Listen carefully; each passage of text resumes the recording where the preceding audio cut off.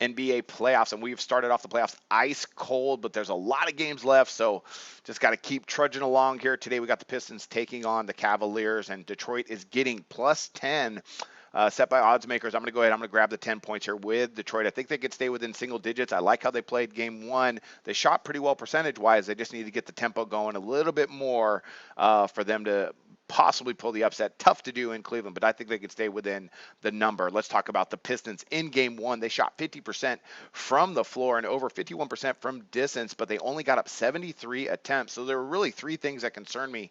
Well, actually, four things that concern me in that game one regarding Detroit is, well, first of all, the attempts. They got up 73 on the year. They get up 86. And when they've competed with Cleveland in the past, they've got up a lot more attempts, and they're going to have to do that in game two. They got out-rebounded. That's the second thing. That cannot happen when you're the number 2 rebounding team in the NBA.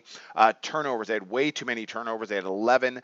Again, another thing that cannot happen. And allowed attempts. They allowed Cleveland to get up 88 attempts. Again, that's something they're going to have to do better at. I know Stan Van Gundy, though. He's a great coach. I don't know him personally, but I know I've seen him coach a lot, and he's going to have a really good game plan for game two. The Cavaliers in game one, they shot 44.3% from the field and 34.3% from beyond the arc, and they got up those 88 attempts, as I mentioned, much better compared to their average of about 84 percentage-wise. They're a good shooting team.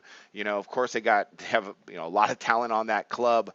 But the Pistons here, I think they can hang with them if they implement those things like, limiting Cleveland's attempt. Cleveland tends to struggle if you can get their attempts down to around their average or below. So look for Detroit to try and get up more attempts, but kind of reverse the roles here on Cleveland and limit Cleveland attempts. Not easy to do playing in Cleveland as well. The Cavaliers, great job holding onto the ball and not turning it over just 4 times in game one. So Detroit's going to have to do a little better job on the defensive end, which I think they will. So I'm going to go ahead. I'm back to Detroit here. I like Stan Van Gundy. Detroit is a good team. They got some good talent, and if they can get that tempo going, I think they hang with the Cavaliers here.